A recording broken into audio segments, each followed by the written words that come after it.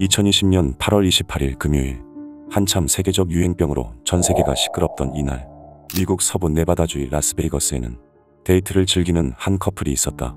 22세 여성 레슬리 팔라시오는 대학에서 간호학을 전공해 이제 곧 졸업을 앞두고 있는 대학생이었고, 25세 남성 에릭 이바라와는 연인 관계였는데, 그들의 모습이 처음 CCTV에 포착된 것은 자정을 넘긴 8월 29일 0시 31분경으로 잠시 후 주차장에 나타난 두 사람은 차량을 주차한 뒤 건물 앞에서 잠시 이야기를 나눈다.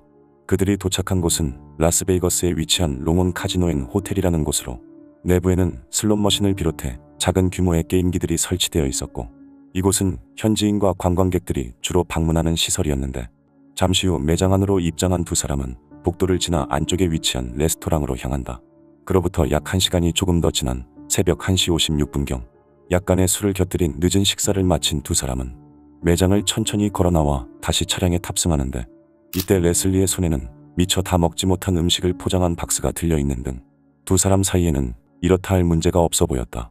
새벽 2시 15분경, 식사를 마친 두 사람이 이어서 방문한 곳은 인근에 위치한 퍼터스바 앤 그릴이라는 곳으로, 두 사람의 모습은 이곳에 설치되어 있던 CCTV에 모두 녹화되어 있었고, 이곳에 머물며 술을 마시던 그들은 얼마 가지 않아 또다시 다음 목적지로 이동한다. 이날의 마지막 행선지는 24시간 운영되는 스포츠바로, 데킬라와 맥주를 비롯해 여러 종류의 술을 마시며 해가 뜰 때까지 바에 머물러 있던 두 사람은 오전 6시가 거의 다 되어서야 집으로 향하였고, 그 모습은 집 건너편 주택 CCTV에 모두 촬영되어 있었다. 그런데 이때 주택 앞에 차량을 세운 에릭은 보조석으로 다가가 레슬리를 부축하는 모습을 보이는데, 이 시점에 이미 레슬리는 많은 양의 음주로 인해 스스로 몸을 가누지 못하는 상태로 보였고, 그 모습은 레슬리의 생전 마지막 모습으로 남게 되었다. 해당 주택은 에릭의 아버지인 46세 남성 호세의 소유로, 집안에는 에릭의 어머니와 아버지 그리고 여동생이 함께 살고 있었고, 아버지 호세는 오전 일찍 아내와 함께 교회에 갈 예정으로 일찍부터 준비 중이었다. 같은 시각 레슬리의 가족들은 날이 밝았음에도 딸이 집으로 돌아오지 않자 걱정을 하기 시작했고, 이미 수차례 연락을 시도했지만 계속해서 연락이 닿지 않는 상황으로 결국 경찰에 실종 신고를 한다. 동시에 레슬리의 여동생은 새벽 4시 40분경에 언니로부터 받은 문자를 경찰에 제출하는데, 그것은 너에게 뭔가에 대해 할 얘기가 있어라는 의미심장한 내용이었고, 이에 경찰은 전날 밤 레슬리와 함께 있던 에릭에 관심을 갖기 시작한다. 사실 레슬리의 가족들은 이미 에릭과 그의 아버지 호세를 비롯해 여동생에게까지 전화를 시도했었지만, 에릭의 가족들은 전부 전화를 받지 않고 있는 상황이었고, 그의 주택에 찾아가 문을 두드려도 응답이 없는 상태였다. 그런데 그로부터 약 1시간 후, 에릭의 집 앞에 머물고 있던 레슬리의 가족들은 차를 타고 돌아온 에릭의 엄마와 여동생을 발견해 대화를 시도하는데, 어찌된 영문인지 두 사람은 레슬리의 가족과 대화를 하지 않고 자리를 피하기 바빴다고 한다. 이후 며칠간 실종된 레슬리를 찾기 위한 수사가 지속되었고, 동시에 레슬리와 함께 사라져버린 에릭과 호세에 대한 실종 수사도 함께 진행되는데, 이때 경찰이 에릭의 주택 인근에 설치된 CCTV를 확보해 조사하던 중 뜻밖의 장면을 포착하게 되면서 실종 사건으로 여겨지던 이 사건은 곧 살인 사건으로 전환된다. The same camera catches Rangel Ibarra and another man, who prosecutors believe is his father, 46-year-old Jose Rangel, dragging a lifeless body from the home and into that same truck. Minutes after, the truck drives off, leaving Rangel hosing off the walkway.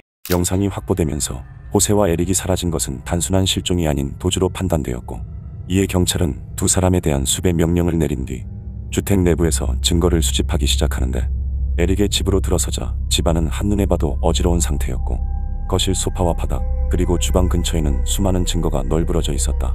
무언가를 급히 치울 때 사용한 듯 보이는 파란색 라텍스 장갑이 거실과 주방 곳곳에 놓여 있었고, 대걸레에는 혈액으로 추정되는 것이 묻어 있는가 하면 어색할 정도로 많은 청소용품들이 곳곳에 놓여 있었는데, 특히 2층에 위치한 에릭의 침실에는 커버가 찢겨지고 시트가 제거된 매트리스가 놓여 있었다. 뿐만 아니라 침실과 화장실 바닥에서 누군가의 것으로 보이는 혈흔이 발견되면서 경찰은 사라진 에릭과 호세에 의해 레슬리가 살해되었다고 추정하여 즉시 두 사람에 대한 추적을 시작했지만, 이때는 이미 늦어도 너무 늦은 후였다.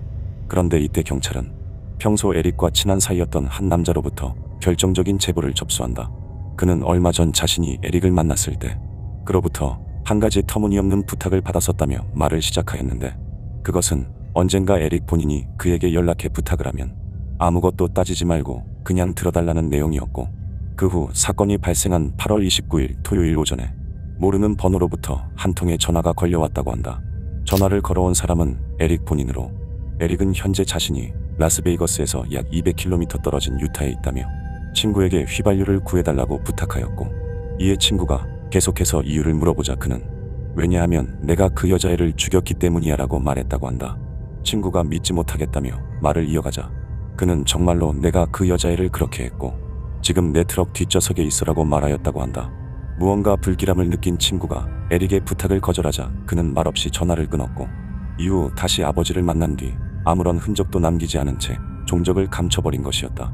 그러던 사건 발생 11일이 지난 9월 9일 라스베이거스에서 약 96km 떨어진 밸리 오브 파이어라는 주립공원 근처에서 마침내 생명신호가 없는 레슬리가 발견된다. 덤불 아래에서 발견된 레슬리는 무더운 여름 날씨에 약간의 변형이 되어 있었지만 에릭과 마지막 데이트를 하던 당시 착용하고 있던 복장을 토대로 금방 그녀의 신원을 확인할 수 있었는데, 특히 누군가에 의해 속옷이 입혀진 것처럼 되어 있었고 레슬리의 바지는 근처에 떨어져 있었다. 법의학팀은 급히 사망 원인을 파악하기 위해 부검을 시작했지만 당시 한여름의 날씨에 사막화된 지형에 방치되어 있던 탓에 안타깝게도 명확한 원인을 파악할 수 없었고, 그렇게 레슬리의 가족들은 갑작스러운 딸의 비보에 큰 슬픔에 잠기게 되었다. 같은 시각 경찰은 유력한 용의자인 호세와 에릭을 잡기 위해 집요하게 추적을 이어가고 있었지만 두 사람은 친구에게 남긴 마지막 연락을 끝으로 핸드폰 기록, 카드 사용 내역, CCTV 영상 등 그 어떠한 흔적도 남기지 않고 완전히 증발해버린 상태로 수사는 점점 미궁에 빠지고 있었는데, 그렇게 사건 발생 5개월 차가 되어가던 2021년 1월 19일 미국과 멕시코의 국경 부근에서 에릭의 아버지인 호세로부터 자수 신고가 접수된다. 국경 순찰대에 의해 즉시 체포된 호세는 라스베이거스 경찰에 인계된 뒤 진술을 하기 시작하는데, 그의 말에 따르면 사건 발생 후 그는 아들 에릭과 함께 멕시코로 건너갔고 얼마 지나지 않아 그곳에서 아들과 헤어진 뒤 연락이 끊어졌다고 한다. 그리고 사건 당일 오전 자신은 아내를 교회에 데려다주기 위해 차고에서 차량을 손보고 있었는데 이때 술에 취한 에릭이 레슬리를 부축하고 집으로 들어오는 모습을 보았고, 그로부터 약 30분 후 상의를 입지 않은 에릭이 정신이 나간 모습으로 1층으로 내려오더니 레슬리가 과다복용으로 사망했다며 빨리 그녀를 치워야 한다고 말했다고 한다. 호세는 곧 힘없이 쓰러져 침대 시트에 감겨져 있는 레슬리를 보았고 무언가에 홀린 듯 아들을 도와 레슬리를 차량으로 옮겼는데, 이때 레슬리는 옷을 일부분 입고 있지 않은 상태였지만 눈에 띄는 외상은 없어 보였다고 한다.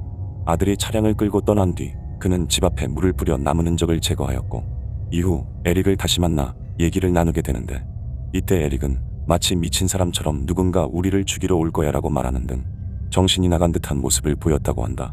결국 두 사람은 그날 밤 캘리포니아에 위치한 국경을 통해 멕시코로 넘어갔고, 이때 에릭은 호세에게 레슬리가 약을 과다 복용해서 일이 벌어졌다고만 할 뿐 자세한 내용은 말하길 꺼려했다고 하였는데, 그렇게 모든 진술을 마친 호세는 에릭의 도주를 돕고 증거를 인멸하는 등 공범 혐의로 유죄가 선고되어 최종적으로 징역 2년을 선고받았지만 재판 당시 구치소에 있던 기간까지 형기에 포함이 되면서 교도소에 복역한 지 9개월도 채 지나지 않아 석방되었다.